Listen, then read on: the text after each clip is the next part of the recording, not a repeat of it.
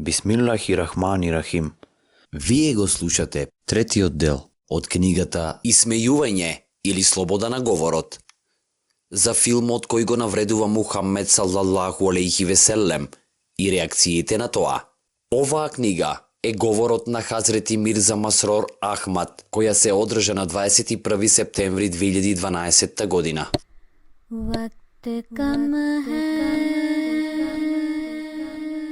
बहुत है काम चलो Со куси протести на муслиманите, а потоа со молк, проблемот нема да биде решен. Изнесен е еден предлог. Луѓето често изнесуваат предлози дека сите муслимански адвокати на светот треба да се здружат и да направат петиција. Кога само би можеле муслиманските адвокати од меѓународен углед да размислат како ова може да се изведе или кога би можеле да пронајдат друг пат. Колку уште долго ќе ги гледате таквите прости и бесрамни постапки? Колку долго и понатаму ќе протестирате и ќе предизвикувате штета и разурнување, а потоа само да замолчите? Тоа нема да има никакво влијание на западниот свет или на режисерите на овој филм. Потполно спротивно на учењето на исламот е да се напаѓаат невини луѓе во западните земји, да им се заканува или да се прави обид да се убијат и да се напаѓаат амбасади. Исламот ова не го дозволува на било кој начин, ниту во било која форма. Ако така постапувате, ќе дадете прилика за подигање на обвиненија против честниот пратеник салаллаху алейхи веселем. Значи, екстремизмот не е одговор. Одговорот е, како што кажав порано, да ги поправите своите дела, да го величите честниот пратеник салаллаху алейхи веселем, кој е спасител на човештвото. Одговорот е во обединувањето на муслиманите и муслиманите кои живеат на запад да стекнат моќ со право на глас. Членовите на Ахмадија муслиманскиот джемаат мора да работат на овој начин каде и да се наоѓаат. Тие исто така мора да се борат за да ги уверат своите неахмади познаници да одат по овој пат. Треба да ја градат својата моќ во таквите земји преку моќта на гласањето. Представете ги на светот преубавите аспекти на благословениот живот на честниот пратеник салаллаху алейхи веселем. Денес во светот се дига врева на слободата на говорот. Тие навредуваат дека во исламот не постои слобода на говор, како на пример во сегашните муслимански земји, каде што граѓаните ја немаат слободата на говорот. Ако е ова случај со муслиманските земји, тогаш тоа нема никаква врска со исламот и нивната несреќа е што не ги спроведуваат исламските учења. Во историјата постојат примери на луѓе кои грубо му се обраќале на честниот пратеник салаллаху алейхи веселем без никакви правила на пристојност и почит. Наспроти тоа, честниот пратеник салаллаху алейхи веселем покажал единствена попустливост и толеранција како никаде во светот. Јас ќе ви раскажам неколку примери на такво однесување кои, иако нормално се поврзани со големата дарежливост и великодушност на честниот пратеник салаллаху алейхи веселем, исто така ја покажуваат неговата смелост, одлучност и попустливост. Хазрети Џабаир бин Муатам разијалаху анху ни пренесува дека еднаш тој и некои други луѓе биле со честниот пратеник салаллаху алейхи веселем. Честниот пратеник салаллаху алейхи веселем се враќал од Хунейн. Бедуините го обколиле честниот пратеник салаллаху алейхи веселем, износејќи му толку упорни барања, што тој бил приморан да се помести кон дрво со трнови и наметката му се закачила на трн. Честниот пратеник салаллаху алейхи веселем застанал и рекол: "Вратете ми ја наметката. Јас да имав толку камили колку што има диви дрвја, јас вам ке ви дадев и така немаше да ме сметате за шкрт, неправеден и кукавица." Во други хадиси, Хазрети Анас разијалаху анху вели: "Еднаш бев до друштво на честниот пратеник салаллаху алейхи веселем, кој на себе имаше наметка со груби ивици. Еден бедуин така силно ја повлече наметката, што ивиците оставија знак на неговиот врат. Тогаш тој кажа: О Мухаммеде, салаллаху алейхи веселем, од имотот кој се можниот Аллах тебе ти го дал, натовари нешто од тоа на овие мои две камели, бидејќи не даваш од својот имот, нити од имотот на својот татко. На почеток, честниот пратеник салаллаху алейхи веселем молчел. Тогаш кажал: имотот е Божи, а јас сум Божи роб. Тогаш кажал: одмаздата ќе биде изручена од болката, што ми ја предизвика. Тогаш бедуинот кажал: не. Пратеникот кажал: зошто одмаздата да не биде земена? Бедуинот одговорил: бидејќи ти не одговараш на злото со зло. Честниот пратеник салаллаху алейхи веселем се насмеал. Тогаш наредил на една од бедуиновите камили да биде натоварен јачмен, а урми на другата. Тој ова не го покажал само кон своите следбеници, туку и кон своите непријатели. Неговите високи морални стандарди опфаќаат и дарежливост, сожалување, трпение и голема толеранција. Но сепак неуките клеветачи, без размислување и обзир, излегуваат и обвинуваат дека Рахматулил Алемин, милост за целото човештво, салаллаху алейхи веселем, бил остар, груб и така натаму. Во овој филм, кој јас лично не го гледав, но слушнав од луѓето, исто така се изнесени обвиненија против честниот Куран. Филмот наведува дека честниот Куран го напишал роднината на Хазрети Хатиџа разијалаху анху, Варака бин Науфал, кај кого Хазрети Хатиџа разијалаху анху го одвела пратеникот салаллаху алейхи веселем по примањето на својата прва објава. Во текот на животот на честниот пратеник салаллаху алейхи веселем, ќафири, неверници, непрестано изнесувале тврдења за тоа зошто Куранот му бил објавуван дел по дел, наместо да биде целиот објавен. Такви бедни луѓе потполно се лишени од знаењето и вистинските историски факти. Овие христијани, кои во ова доба себе се сметаат за образовани, всушност се потполни незналци. Варака бин Науфал всушност кажал: би сакал да сум жив кога твоите луѓе ќе те исфрлат од твојот дом. Кусо време по ова тој умрел. Таквите христијански свештеници, како што кажав, потполно се неупатени во вистинските историски факти. Ориенталистите секогаш се занимаваат за местото каде се објавени сурите, поглавјата на Куранот, дали тоа било во Мека или Медина. Но сепак тие веруваат дека Варака го напишал честниот Куран. Честниот Куран самиот дал повик. Ако тие веруваат дека Куранот го напишал некој друг, тогаш нека изнесат поглавје слично на тоа. Во поглед на грижата за чувствата на другите, честниот пратеник салаллаху алейхи веселем исто така бил исклучителен. Иако честниот пратеник салаллаху алейхи веселем е повисок од сите други пратеници, сепак од почит кон чувствата на евреите, еднаш кажал: не ми ја давајте предноста над Муса алейхи селам. Потоа го имаме примерот на пратениковата салаллаху алейхи веселем грижа кон чувствата на сиромашните и почитта кон нивната положба.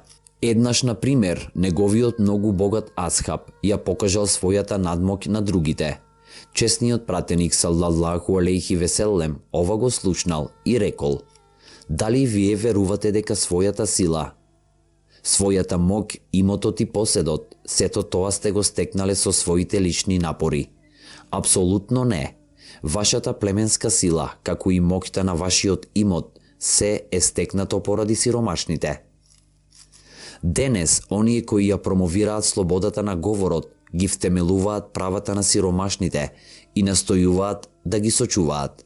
Меѓутоа, честниот пратеник салаллаху алейхи веселем пред 1400 години ги втемелил овие права кога кажал дека на работникот треба да му се исплати заработката пред потта да му се исуши. Според тоа, како воопшто е можно тие да се надпреваруваат со добротворот на човештвото? Безброј се примерите на пратеникот салаллаху алейхи веселем. Земете го било кој аспект на неговиот живот и во секој поглед ќе го најдете највисокиот морален пример, кој го втемелил честниот пратеник саллаллаху алейхи веселем. Другото обвинение кое го изнесувале е дека честниот пратеник саллаллаху алейхи веселем, неузубиллах, бил женкар и го обвинувале во врска со неговите бракови. Меѓутоа семожниот Аллах знаел дека ќе бидат изнесени вакви обвинувања и дека во иднина ќе бидат поставувани прашања и затоа возможил такви случувања кои ги одбиваат ваквите наводи. За Есми бинт Ноуман бин Абијоун велат дека била меѓу најубавите жени кај арапите. Кога таа дошла во Медина, нејзината убавина ја фалеле сите жени што ја виделе. Тие зборувале дека никогаш во својот живот не виделе толку убава жена. По желба на нејзиниот татко, направен е нејзиниот никах, верска венчавка, со пратеникот саллаллаху алейхи веселем, со венчаниот подарок од 500 драхми. Кога честниот пратеник саллаллаху алейхи веселем отишол кај неа, таа рекла: "Јас барам Божјо засолниште од тебе." Честниот пратеник саллаллаху алейхи веселем одговорил: "Ти бараше засолниште на големото засолниште", и отишол. Тогаш на еден од своите асхаби, Абу Усаид, рекол да ја врати на нејзиното семејство. Во историјата е забележано дека нејзиното семејство било исклучително среќно, бидејќи нивната ќерка се омажила за честниот пратеник саллаллаху алейхи веселем. Меѓутоа, кога таа му се вратила на семејството, тие биле многу растревожени. Според тоа, таква била оваа величенствена личност, за која беа изнесени обвиненија дека бил женкар. Ова била неговата постапка, иако бил оженет според Божјата наредба. Ветениот Месија алейхи селам објаснил: ако честниот пратеник саллаллаху алейхи веселем немал жени и деца, да не се соочил со искушенијата и тешкотиите во врска со тоа кои тој ги изразил и проживеал, и своите жени да не ги третирал крајно љубезно, како поинаку ние ќе научевме за неговиот примерен пример во врска со ова. Секое дело на пратеникот било поради Божјото задоволство. Исто така, изнесени се наводи на Хазрети Ајша разијалаху анху дека била третирана како миленичка и исто така за нејзините години. Честниот пратеник саллаллаху алейхи веселем во одредени ноќи и говорел на Хазрети Ајша разијалаху анху: "Јас сакам цела ноќ да го чинам ибадетот на Бога, кој ми е најдраг." Значи, луѓето кои имаат изопачени умови, навистина ќе ги изнесат таквите наводи, како тоа што го правеле во минатото и можеби ќе продолжат во иднината. Како што порано кажав, семожниот Аллах прогласил дека ќе го наполни џехеннем со таквите луѓе. Тие и нивните помагачи треба да се плашат од Божјата казна. Како што рекол ветениот Месија алейхи селам, семожниот Аллах има голема чест за своите миленици. Во ова доба, он ги пратил својот Месија и Мехдија и го свртел вниманието на светот кон реформата, поправање. Ако тие не отстапат од престапите и навредувањата и понижувањата, тогаш Божјата казна ќе биде остра. Денес природните несреќи преовладуваат и насекаде има разорнувања. Ветровите и ураганите многу почесто избиваат во Соединетите Американски држави одошто порано. Економската криза станува се полоша.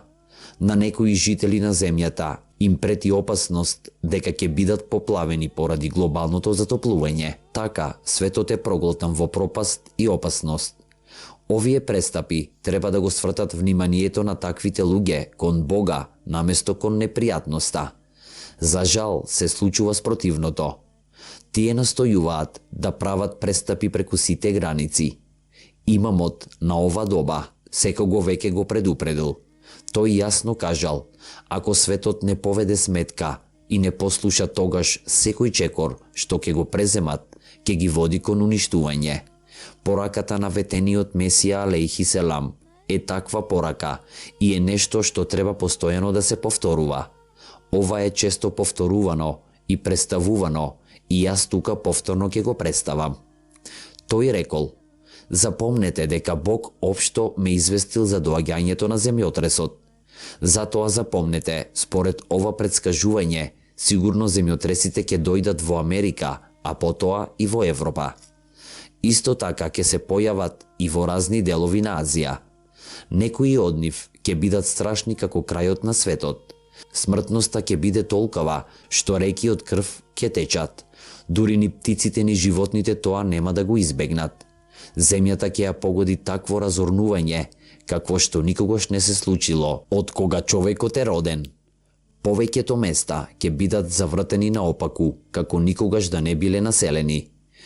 Тука исто така ќе бидат други страшни несреки и на небесата и на земјата, и секоја разумна личност ќе разбере дека ова не се обични феномени и никаква трага од нив ќе нема во книгите по астрономија и филозофија. Тогаш луѓето ќе ги фати неспокојство и ќе се запрашаат што се случило. Многумина ќе бидат спасени, а многу ќе исчезнат.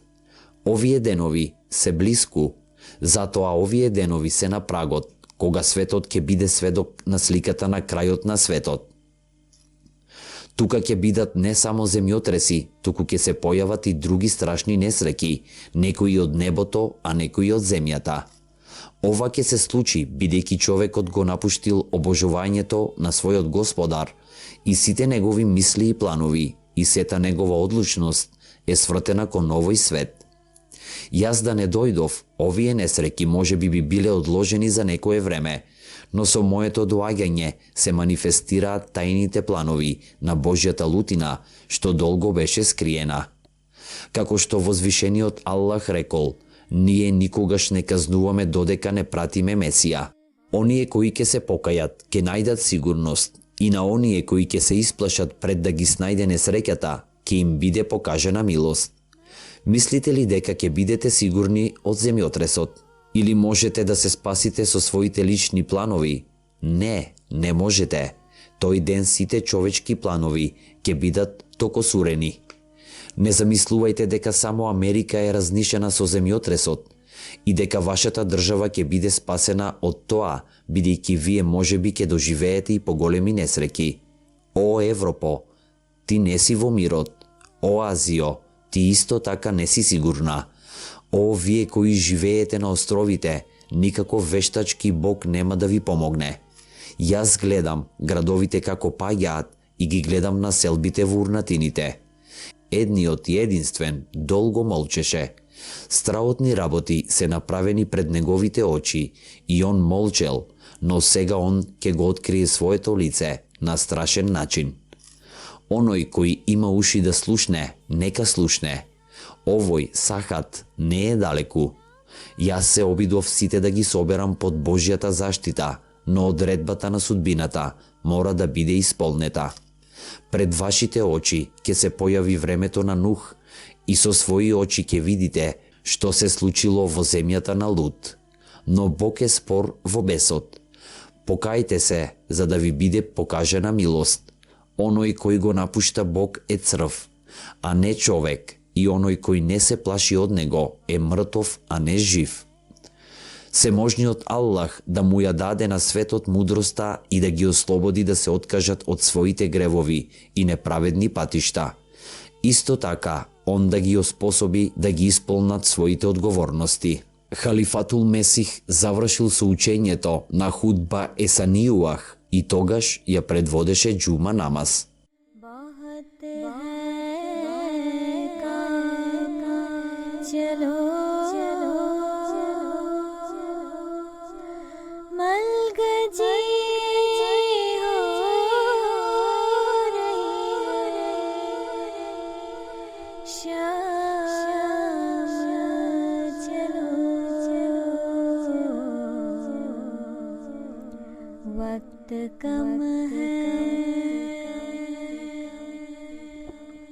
Ова е последниот дел и книгата Исмејување или слобода на говорот е завршена. Еселаму алейкум.